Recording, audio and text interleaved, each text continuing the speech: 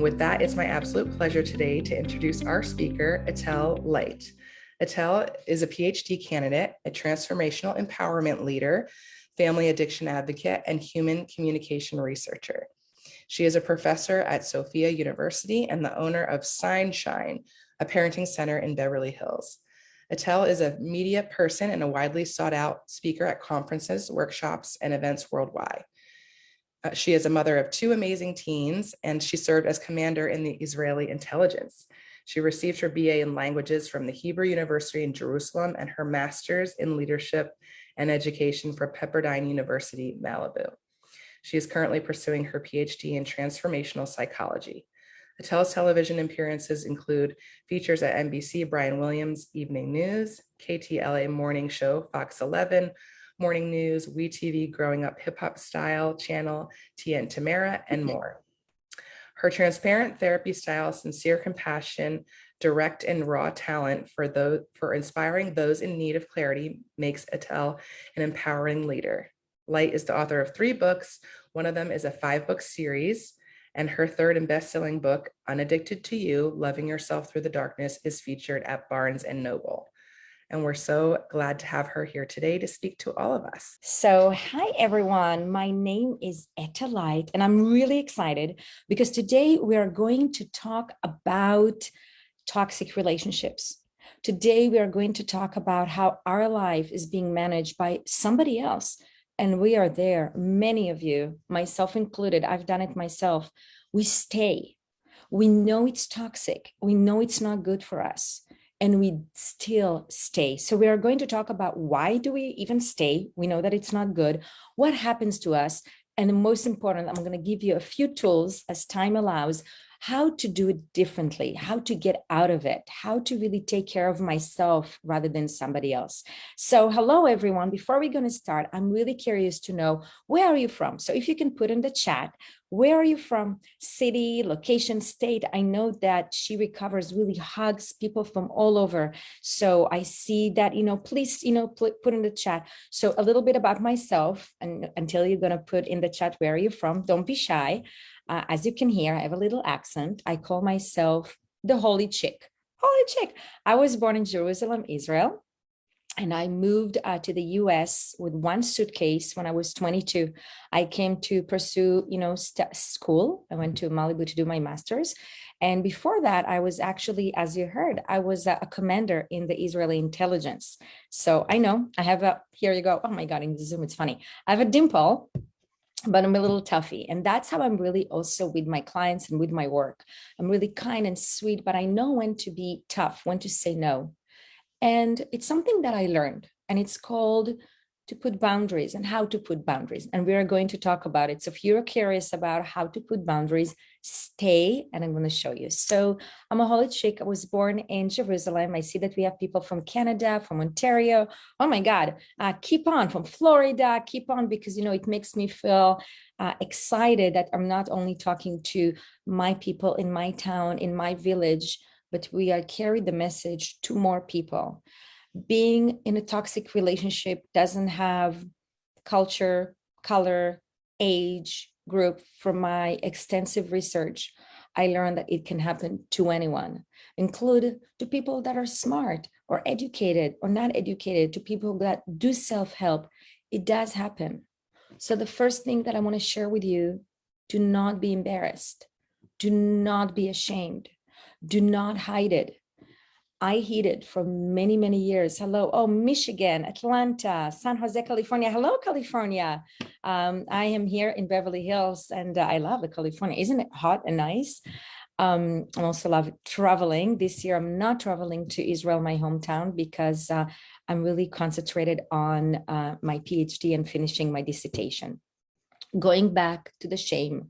So a little bit about my background. I did my bachelor in Israel after I was in the Israeli intelligence, and I came here with one suitcase to pursue my master's in Pepperdine University. And so I'm just telling it to you, not to rave about myself, but to say, well, I was smart, kind of like I had the heads on, because people really tend to think about people that are magnetizing people to toxic relationship as, oh, She's like that. That's what people say about me. Oh, wow. So I was embarrassed and I kept it in quiet. And I like to say we're crazy as our secrets.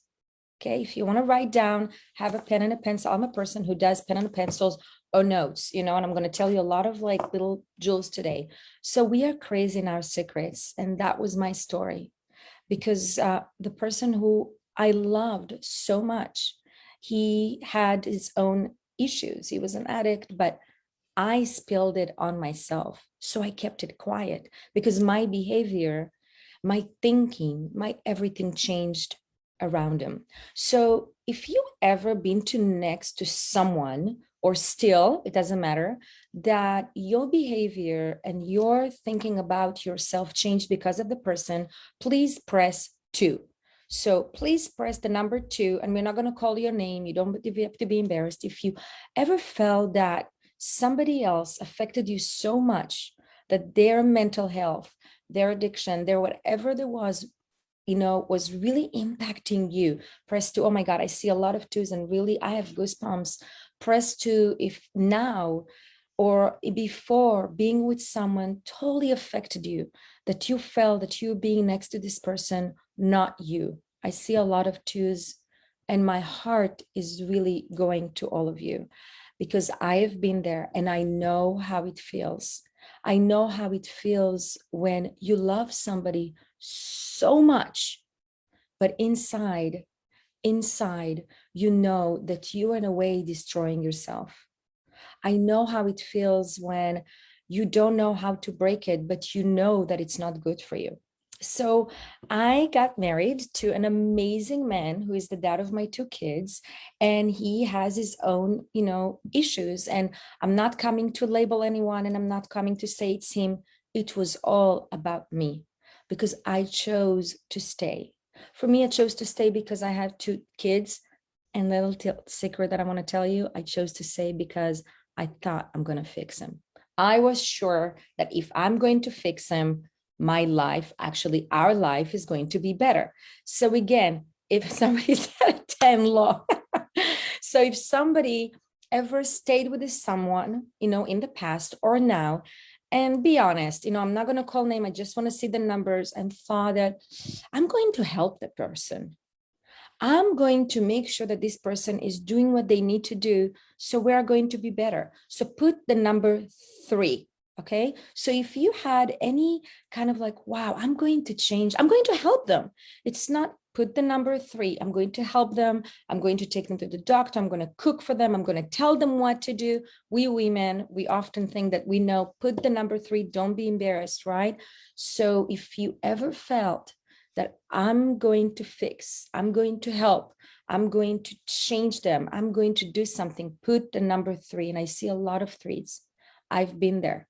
I actually took my ex to his AA meetings. That was our date. Personally, I thought that I grew up without an addiction because, I thought that addiction, that's what I thought when I was young, is just, somebody is a bum drinking in the streets. When I grew up, we didn't have alcohol. I'm a good girl, Jerusalem. It's an expression, by the way, good girl, Jerusalem. Wow, thank you so much for answering. I see a lot of 3s.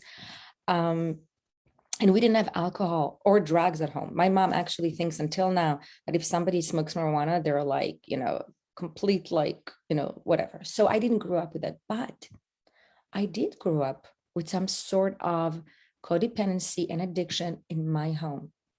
My dad loves other women. He loves my mom, but he also loves the attention of other women. And I grew up the oldest of 6 children, 6 kids, to see my mom chasing my dad and trying to help him stop chasing other people, other women. Let's put it this way. So I'm going to repeat it. As a little girl, I've seen my mom chasing my dad, chasing the attention of other women. Actually, he didn't really chase it. They just came to them. They just came to him. And she stayed. And not only she stayed, I was the firstborn, and she stayed for 6 other kids. And if you will see my mom, she's modern. She's like me. She's sweet. She's beautiful. My mom is gorgeous. She's blonde and green eyes, and she's gorgeous. But her addiction, like my addiction, was somebody else. If he will love her, she would feel safe. And that's what I did. If my ex will love me and be there for me, I would feel safe because it's not my problem, right? It's his problem. So how many of you thought to themselves with this a little spiritual arrogancy, this is not my problem. This is his problem, but I'm going to fix him, right? And I'm saying she because I'm assuming everybody here, all the women are here, but if there is any man, I apologize also for my live on Instagram, but it goes both ways. I have in my clinic also men who are doing the same thing with women, but here, because it's a she recover, I'm going to say she. So how many of you kind of like that? Well, I am fixed. I am great. I know what to do. And therefore, we are choosing someone that is not so well, right? I'm not going to have you put the number, but just think about it.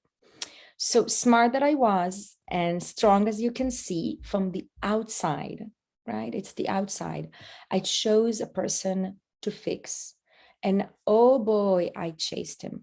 My ex didn't go after other women. His choice, his mental health was other things. It was actually opiates. And again, he's an amazing person. It's nothing to come and say pointing fingers. That's the way. And I stayed for a while. I stayed far, far than I should. In September 2012, I was found on the floor with a heartbeat of 21 going down. I couldn't even breathe. I didn't want to leave. And when the ambulance came, they actually arrived me at my home.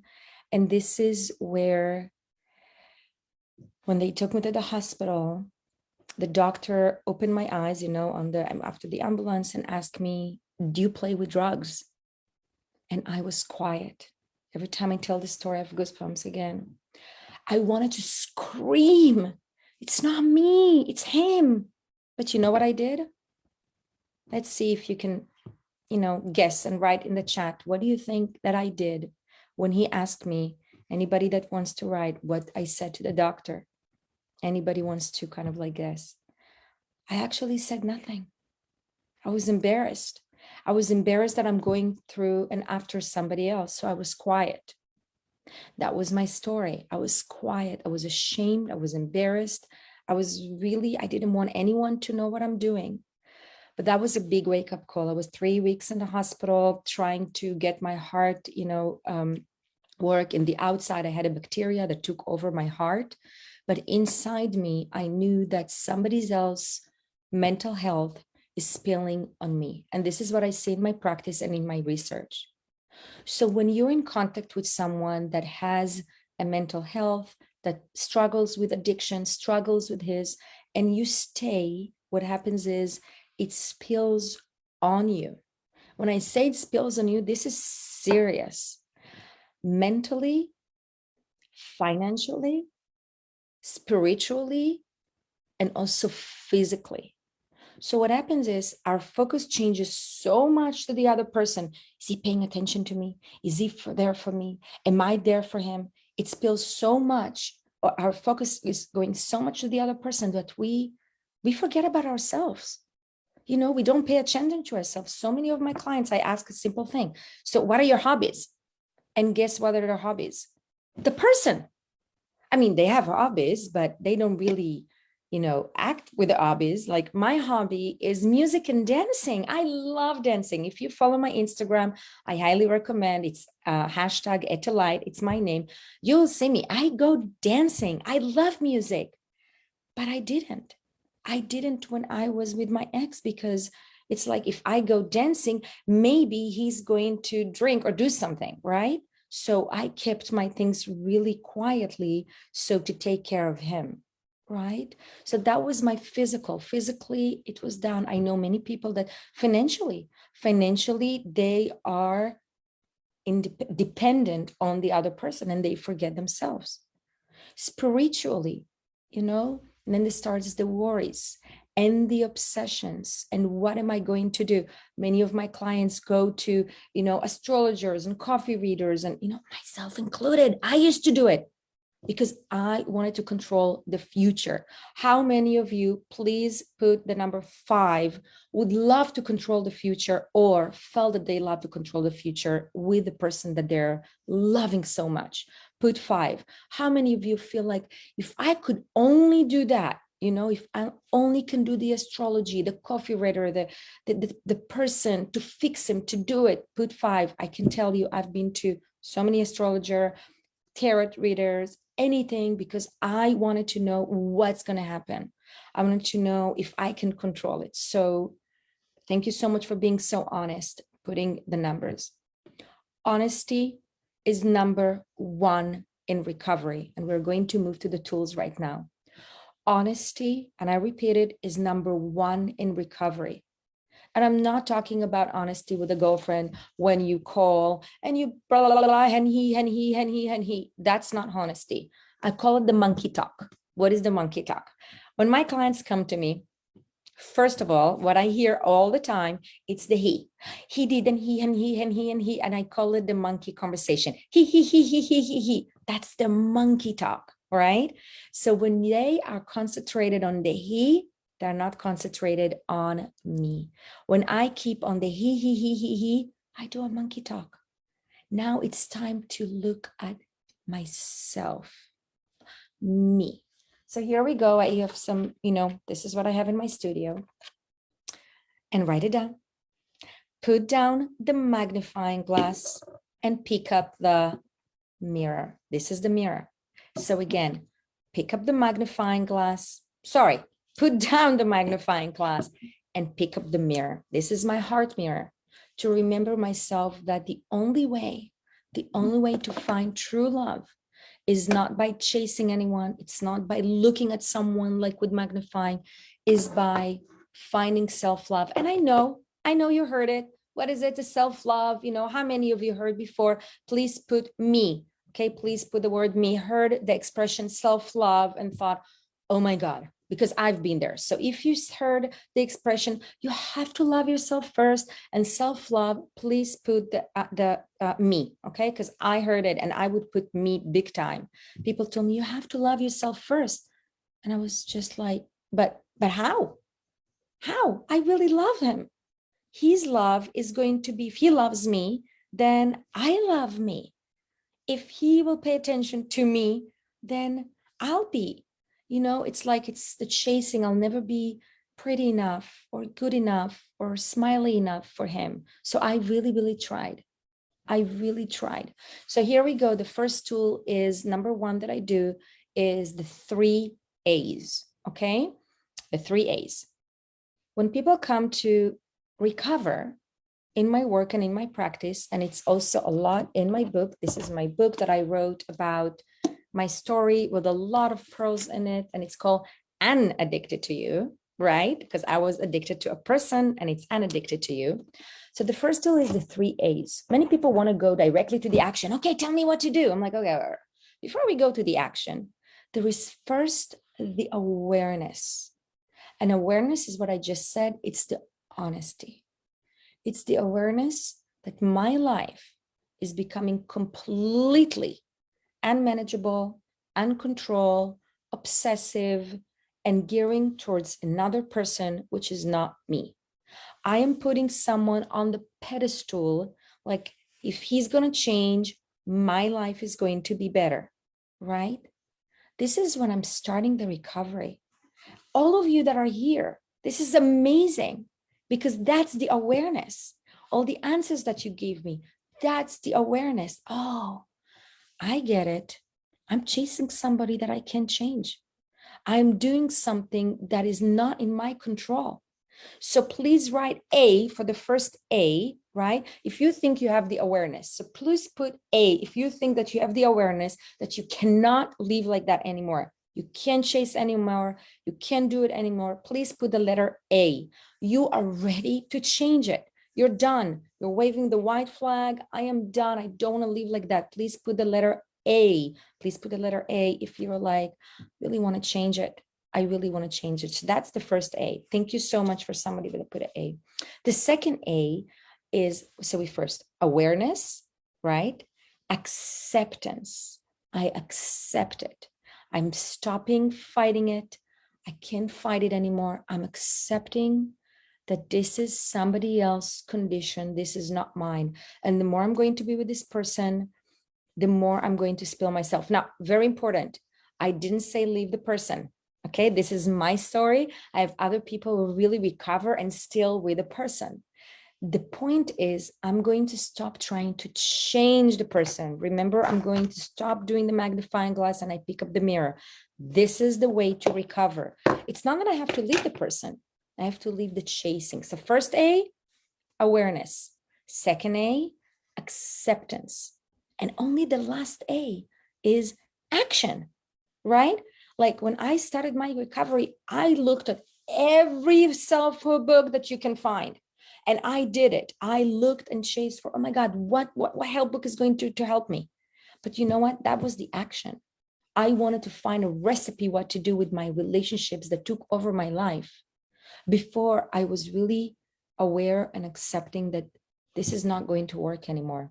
What really got me into the awareness and acceptance is not the action, is me being sick in a hospital and just admitting that this is not going to work anymore. So who is ready for a change? Who is ready for a change? If you like, write me. If you, only if you want. I know I'm going to ask you a lot because for me, I like the relationships. I like the interaction. If you're ready, you're in the right place because right now, all you have to do, and I love writing. For me, writing is the best healing thing. You write a note to yourself, but not a note to yourself as you are now when you are in your age. Write a little note to yourself, to the little girl that you remember. And this is what I do in my practice. We do a little meditation, and I'm asking from everyone to think about the little girl that you remember, the earliest age that you remember. Think about her clothes, think about how she looks, think about her feelings, and write to her a letter. Write to her a love letter. This is the first action that you need to do. Do you see? Did I tell you go and change him? Did I tell you go and chase him? Did I tell you go and fix him? No. I said, go look at yourself.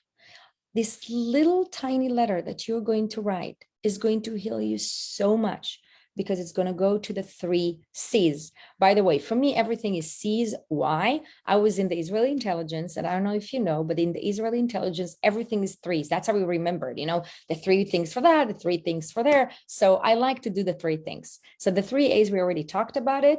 Please write, oh, you already wrote the A. And let's talk about the 3 C's. Okay, if you curious to hear what are the 3 C's, please write the 3 C's. Or if you think what words are going to be with the 3 C's, please put it in the chat. What are the 3 C's? First of all, you didn't cause the other person's mental health. You didn't cause his addiction. You didn't cause his depression. By the way, usually it goes hand by hand. You didn't cause the person to be this way. My mom, it doesn't matter how pretty she was. She couldn't stop my dad from going after other women. I never thought about chasing somebody else because I always felt that I'm not smart enough. Can you imagine? Right? Like I thought, okay, if I'm just going to be smart enough and pretty enough and sweet enough, I'm going to change the other person. Actually, for his birthday one time, I got a t-shirt and I wrote, his name in the book is Dance. So Dance Trophy. That's how I thought to change him. So the first C is you didn't cause it. Thank you so much. I see someone that wrote it, cause, change, and cure. It's cause, control, and cure. Thank you so much. I didn't cause this. I cannot control it.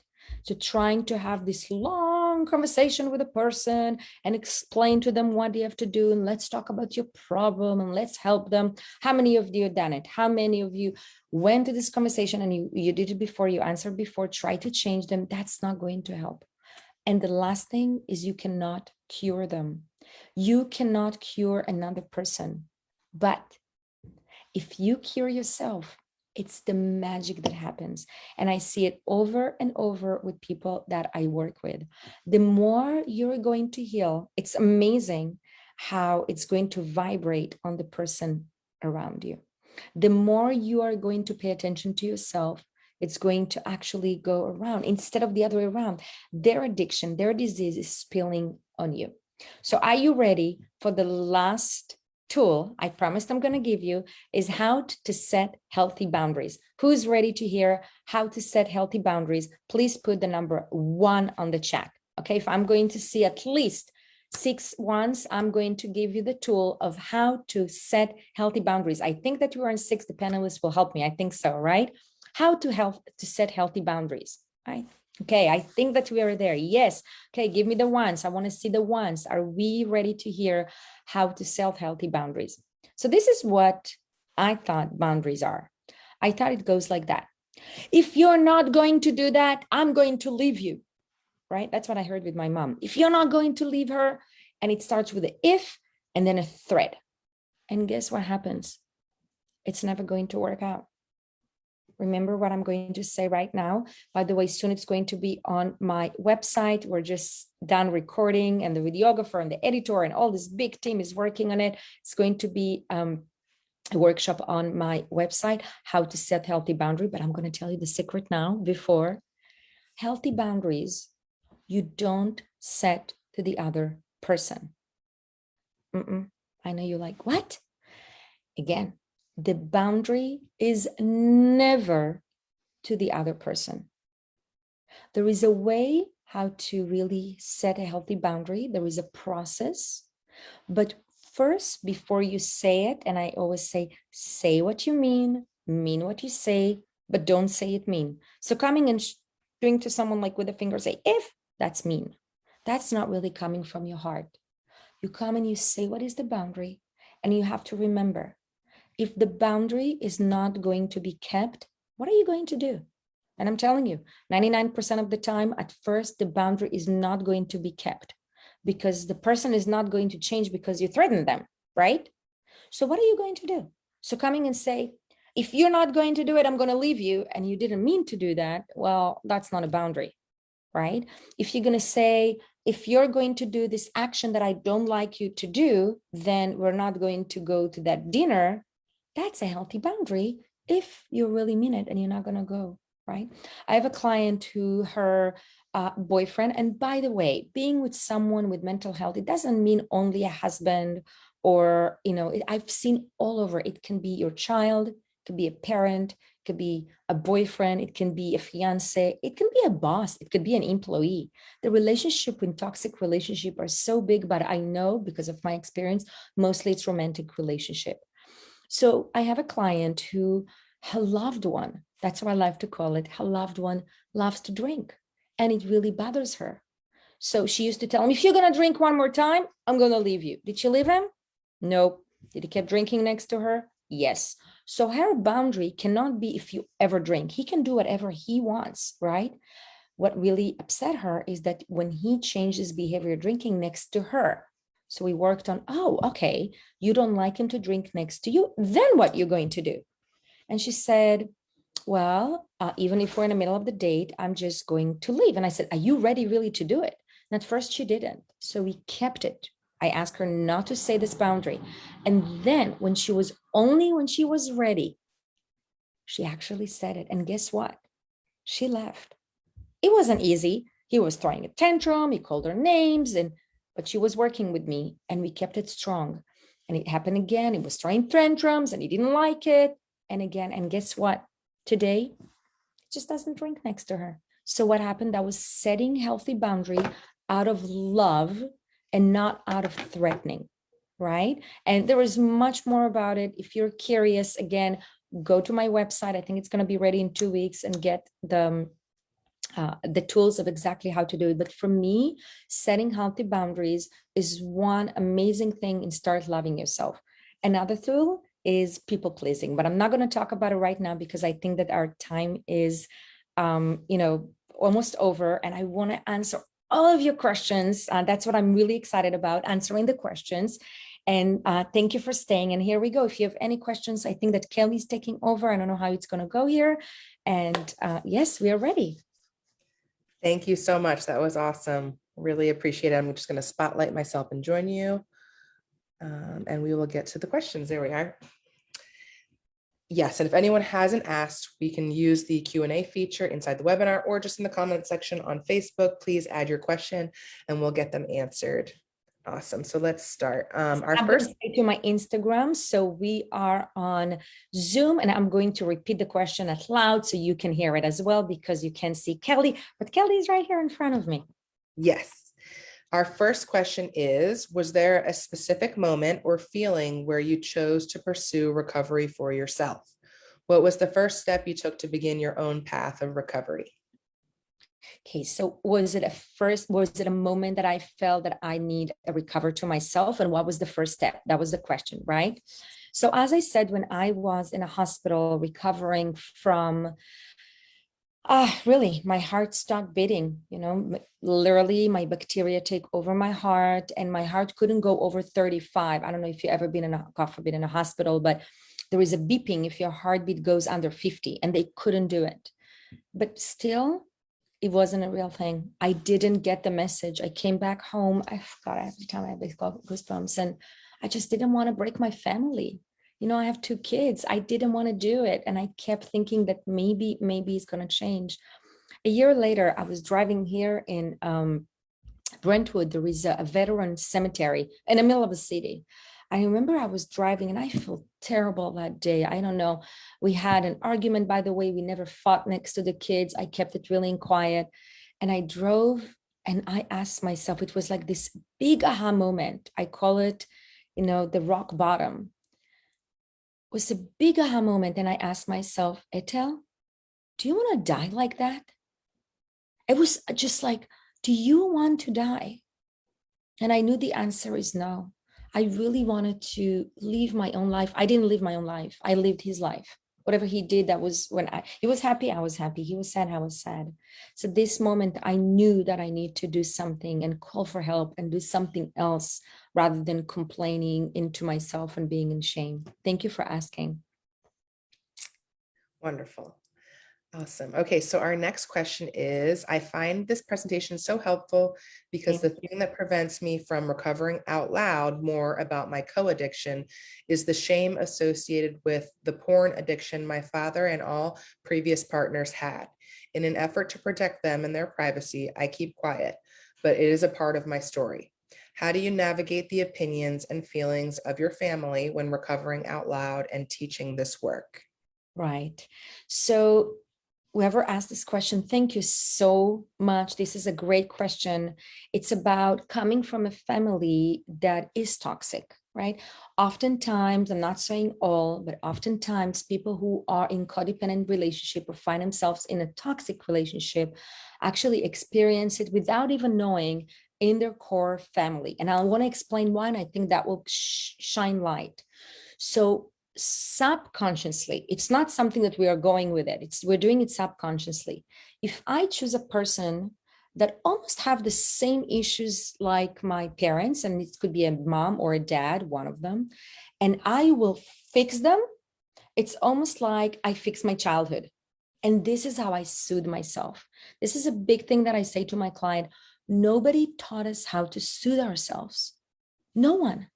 We always depend on something else to soothe ourselves, especially to people that attract toxic relationships.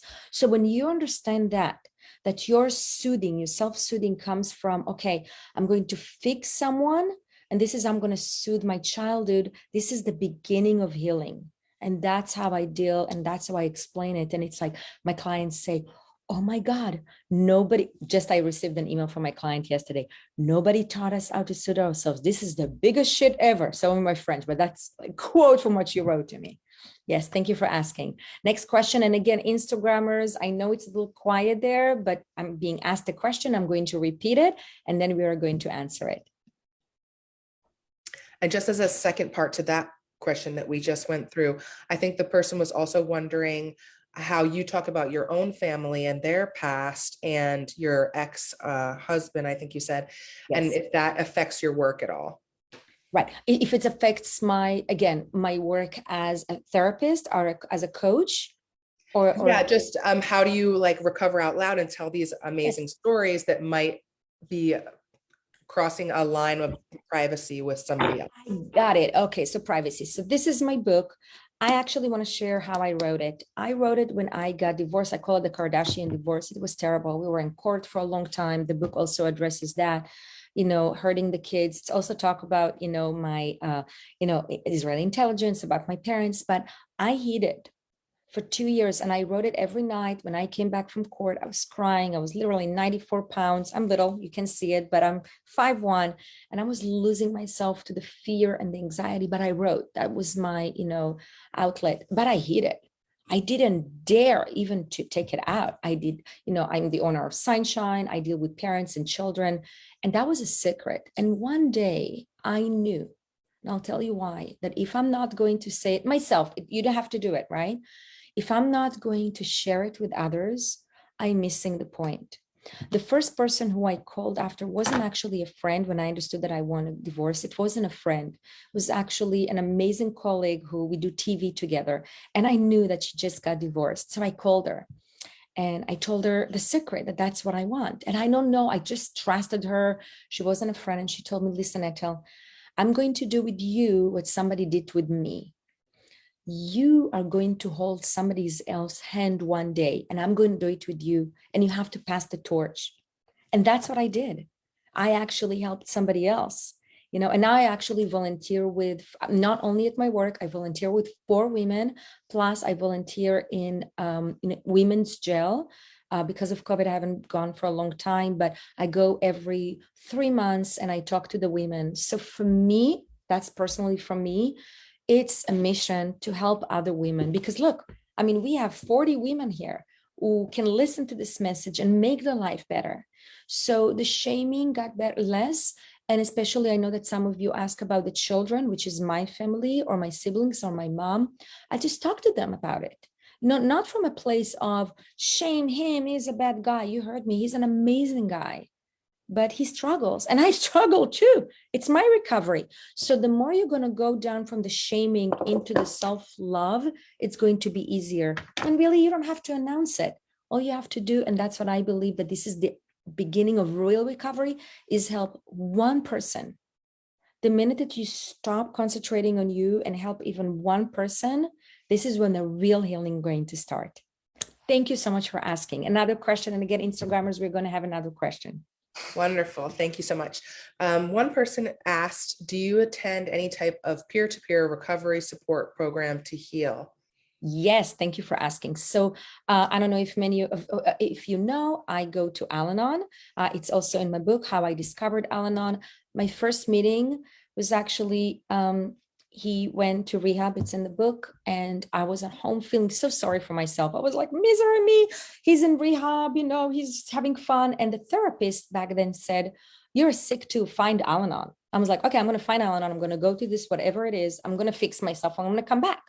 And I drove far. I was so embarrassed. I didn't want anyone to know. And I heard my story.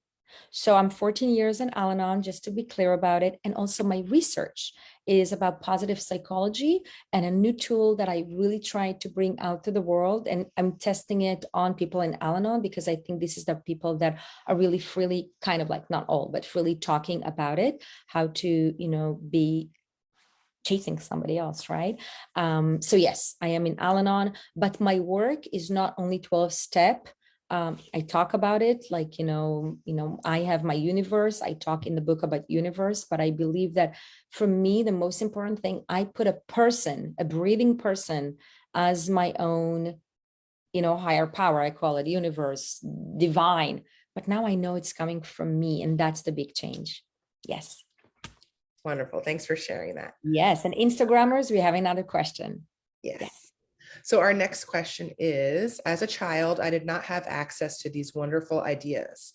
How do you set these boundaries now with parents as an adult? I am still trying to get my alcoholic mom and bipolar dad's approval after all these years. I am 53. Yes. Thank you. So the question was, until now, nobody, as I said, nobody taught us. I don't know how to set healthy boundaries. And how do I go to my parents, when they have, and how do I set with them boundaries? Because, that's how we're already, we know how to do it. So I call it We're changing the path. I don't know how many of you skied. Honestly, I don't like skiing. I like the sun, but I'm just going to give this metaphor. When you ski, there is like the path of the ski over and over and over again. It's really hard to now like have a new path. It's really easy to go on the same route. And that's what happens with our parents. We're just used to it. Guess what? I've done it with my parents because my issues wasn't only with my ex, obviously, but I didn't admit it was with my parents and I needed help. So I had a coach who coached me how to do it. And it's not easy at first, not easy with anyone that you're used to. So what you do, the person who asks, right? You first think about what are the boundaries that you want to set and be ready for the people not to accept it. Because for 50, I'm sorry, it was 53 years. For 53 years, they did whatever they want and just, overruled your boundary. So it's going to be a new thing. When I say, when you can change people, change yourself. And people don't accept that you're changing in the beginning. It's going to take a while, but do it again and do it again. Find small boundary, not a big one. Find a small boundary, right? And the one sentence that I love, and it's also in my book and I explain about it, is what you think about me is none of my business. It's not like, I don't care what you think about me. No, it's what you think about me is none of my business. When I remove this dependency of what other people, my mom, my dad, my sisters, I have 3 sisters, my sister, I have 2 brothers, my brothers, my ex, my boyfriend, my lover, my partner, my boss, my employee, my intern, what they think about me, then I know what I sell for it. So write this mantra, what you think about me is none of my business. They can think about you, whatever they want. It's what you do with it. Thank you. Next question. Thank you, Instagrammers, for staying here. Yes. Oh, awesome. Next question. Okay. The next question is, the first A was awareness. How can we become more aware in these certain situations that might not be healthy for us if we're not aware? Right. So if you weren't here, I gave the 3 A's, which are awareness, acceptance, actions. Right. So the first, what people want to do, they want to take an action. I'm like, whoa, let's go before awareness. The person who asked, you're aware already. You're here. You're just not ready yet because you want to jump from awareness to action. There is acceptance. Awareness is literally sitting in bed and thinking, what am I going to do? This is not going to work for me. The minute that you know that this is not going to work for you, that this is going to take over, that is awareness. You really actually don't have to do anything. Awareness is not an action. Awareness is not an acceptance. Awareness, just be and finding yourself in like this. Enough. I mean, I always say, when I'm moving it. When my clients come and say, but I'm like, I don't care. I sleep well at night. You can keep chasing them, because it takes time. It took 10 years for me. There was it took really 3 from the time that I dropped on the floor until I really found myself. There was no timeline. There was no judgment, right? But first start with awareness. This is working for me. No, it's not working for me. Again, is that working for me? That's not working for me. And then build on what is not working for you and what is working for you. Okay, that's the awareness. Yes, next question. That's so helpful. Yes, we got to remember that awareness is not an action. So that's awareness great. Is not an action, right? And feelings are not facts, by the way. Yes. I have so many, right? Our next question is, did you ever have the experience of setting a boundary of something like, if you continue to use an addictive substance, I have to leave this relationship? If so, did you have friends or other recovering people to help you stick to your boundary, or how did you stay accountable? So the question is, if I ever personally had the experience of, if you ever leave, I'm going to leave this relationship, right? And as I said, this was not my story because I didn't put the boundary, if you leave, if you use, I'm going to leave. I put the boundary with myself. I put the boundary many times and I never left. I actually took the person to all kind of rehabs and AA, and I tried to help them in therapist and couple therapy, and I've tried. But when I decided for myself, and that's why setting healthy boundary is not what you say, it's what you mean. Mean what you say what you mean, and don't say it mean, right? You don't have to announce it. You have to first decide it within you. That was the healthy boundary. This is actually when I left, right? This is, thank you for bringing it up. I didn't leave when I said all these things because I never left. I actually left when I knew inside me that that's what I'm going to do, because the message was clear.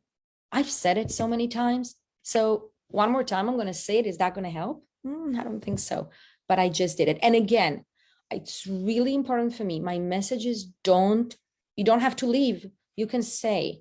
So the boundary doesn't have to be, I'm going to leave. The boundary can be, we're not going to do the things that you really want me to do. It's really important, okay? We're not labeling or putting any conditions on any relationships. We're just putting awareness of healing myself. Yes, another question. Thank you, Kelly, for facilitating that. Yes, of course. All right, our next question is, I come from a toxic family in regard to communication. As a child, I learned some functional ASL in order to communicate with my family member. The rest of my family did not. This led me to a career in fixing human speech clarity. With your part teaching parents functional sign, have you come across challenges telling you not to sign? Okay, thank you so much. That's a question about signing. I'm really excited, right?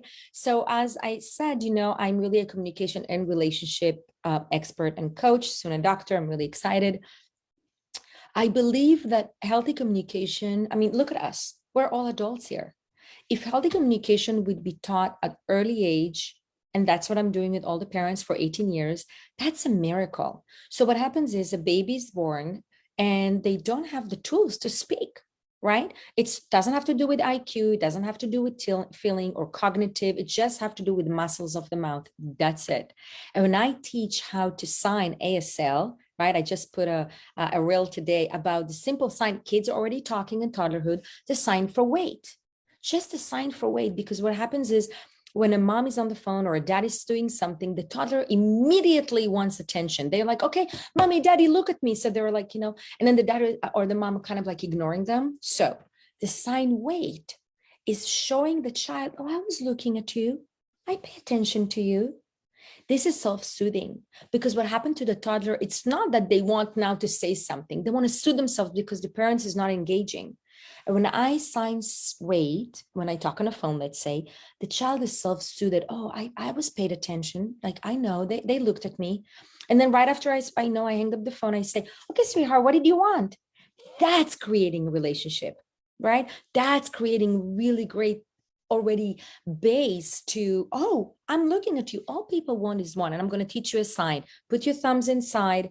And I love to use it also with adults. Pay attention. Pay attention. In Hebrew, paying attention is putting your heart. That's how you say it. Put your heart. So put your heart into person. That's to pay attention. Is that beautiful? So all people want and need and crave is paying attention. But what's crazy is that we are running after people that don't pay attention to us. Why? Because we are not filled. We are not paying attention to ourselves. And therefore, we're chasing other people to pay attention to us. Nobody taught us when we were kids, what is it to being always paid attention? We were tools, or we were something that people talk to us. Oh, I can talk forever. Sorry, Kelly. It's like, next question. Thank you, Instagrammers. We're going to have another question. Thank you.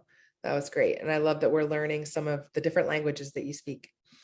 I'm speaking actually 4.5 languages, and 4 of them are different fonts. So it's Hebrew, Arabic, English, sign language, and Spanglish. I'm good with Spanglish. Perfect. Okay, so our next question is, I often feel anger in situations where I have to enforce boundaries. Yes. How can I stay in the feeling of love when creating and enforcing my boundaries? Beautiful question. So this is the first, when I said, it's amazing. We should have like a workshop about setting boundaries, right? Everybody's asking. So oftentimes when people set boundaries, they don't know what. So it comes from anger. As I said, it's the pointing finger. If you're not going to do that. Okay. Again, it's all in my workshop. Don't send, and I'm going to just say it very shortly. People, when they come to set boundary and they set it when things are urged, the anger is going to come. Okay. Try not to set a boundary in the middle of argument. And when things are happening, for example, we talked about the client, to her her boyfriend is drinking. Setting the boundary when he's drinking is not going to work out. Okay, setting the boundary when things are happening is not going to work out. For example, setting boundary with a child, right? When he's not doing or doing something, this is not the right time to set a boundary. I call it a set an appointment. You knock. Can I talk to you, preferably today? Okay, so it's always like that. It's like you come in a nice way and you're like, can I talk to you, preferably today? So the other person knows that you want to talk to them, that it's something serious, and they have the control or when. So they don't come, I mean, maybe they will be like anxious about it, but when you start doing it in your relationship, then you create a healthy conversation rather than like if and then it's not comes from anger, right? And if there is anger, I know that many is like, no, suppress your feeling, put them in, write your anger down, write it down. Anger is one of the things that we learn how to suppress as children, because again, we don't know how to soothe them. So make sure you have the outlet to your anger, outlet to there, go work out, punch something, go for running, go for a walk, cook do something on your playlist. I call it a playlist, and then set the boundary in a healthier, calm way. Okay, I'm going to say one last time, knock, knock, knock. Can I talk to you, please, today? Preferably today. Okay. Other questions? Great. So Yes. our next question is, how do you define and measure your self-worth? Ooh, how do I define and measure my self-worth? I love that. It's 100. No, I'm joking. So do you remember what I said? Whatever you think about me is none of my business. It took a while because I came from a family. I was a straight A student. The way that I got my love from my parents was excelling in everything. I'm a type A. That's why I was recruited to the Israeli intelligence. I was the oldest of 6. My parents got divorced when I was 14, and my youngest brother was 3 months old. So I got things done.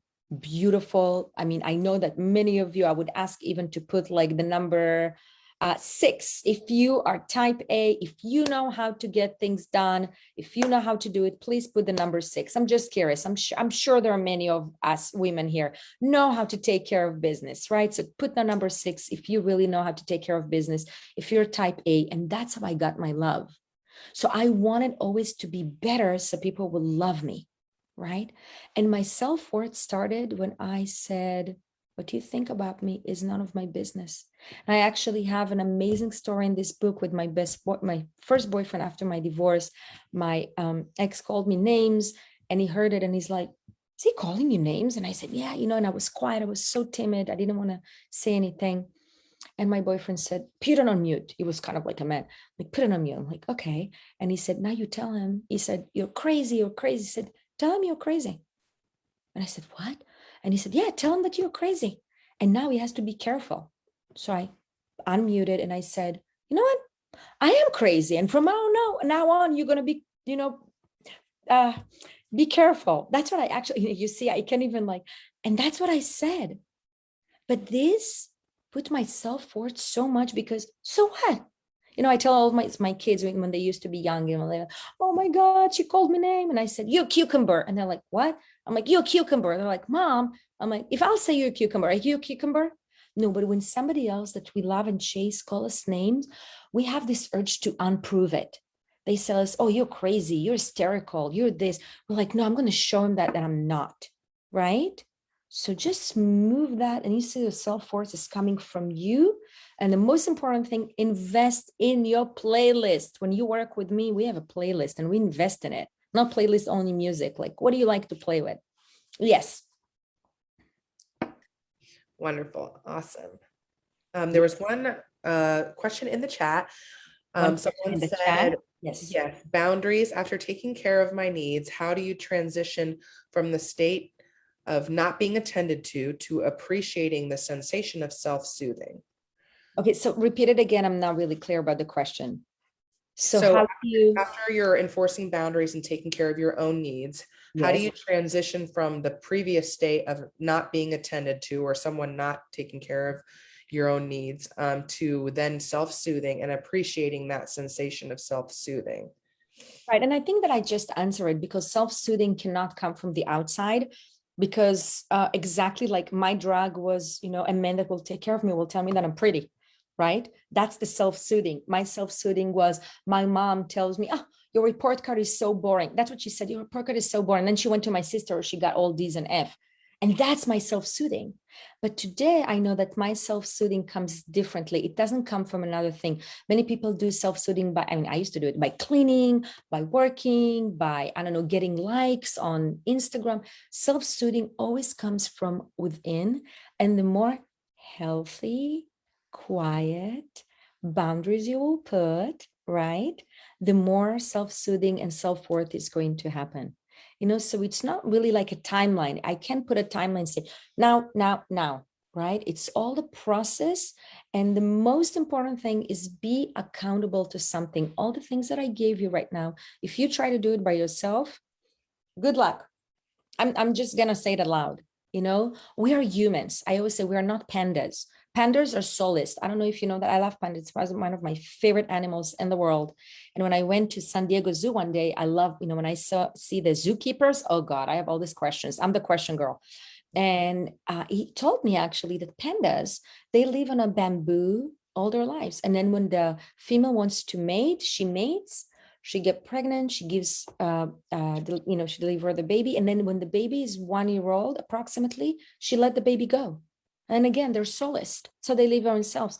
We're humans. We need partners. We need human. We need people. Also, when we heal, we need someone to be accountable, to come back and say, that's what I did. And I know you know that, Kelly, because you're also a coach, right? And she recovers. So this is what's really going to help you find your coach, find your person, do not find the friend to bitch complain to. That's not going to help you. We all did it. That's not going to help. Find the person to be accountable. Maybe that's why I called my colleague, and to work with them so you can heal up and not like that. Yeah. Yes, and I think it takes time for us to feel the self-soothing and really appreciate it, because we might be used to like finding that soothing from outside of ourselves. So I think it takes some time to get used to, oh, this is what self-soothing feels like. This feels good. I'm safe. I'm calm, and all those things. So it's just a different experience. So yeah, I think it'll take time. Exactly. Thank you, Kelly. Thank you. Because at first, any change feels really awkward. It feels like, wow, I'm not used to it. Oftentimes, even after the healing, you will magnet the same guy. I always tell, if you don't heal, you're going to just magnet the same guy. You can leave him. I don't care. You're going to do the same thing with another guy if you're not going to heal yourself and find a self-soothing. It's going to be the same person over and over again. Yes. Awesome. Well, that's all the questions we have. So thank you so much.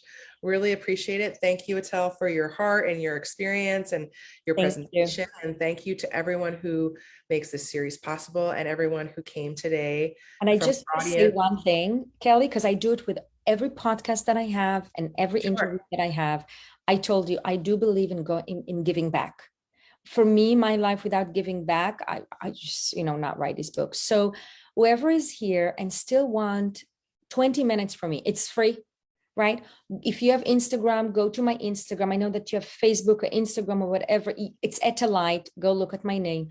DM me, and I'm not going to do it. I have interns from UCLA. They're going to choose the first 3. So I'm going to give 20 minutes to the first 3 people who are going to DM me. It's going to be confidential. It's not going to be with all this TV, that just want to ask a private question, that just want to kind of like because with giving, we receive.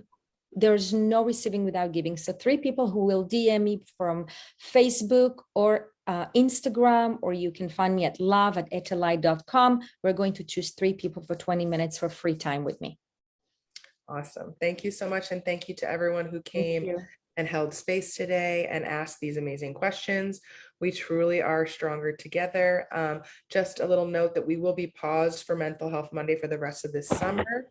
And we'll be picking back up later on in the year, and we'll let you all know when that is. To learn more about Mental Health Monday and all of our upcoming sessions, please visit sherecovers.org/mentalhealthmondays. And for more information about She Recovers Foundation and all of our recovery focused programs, resources, and touch points, please visit sherecovers.org. Thank you so much.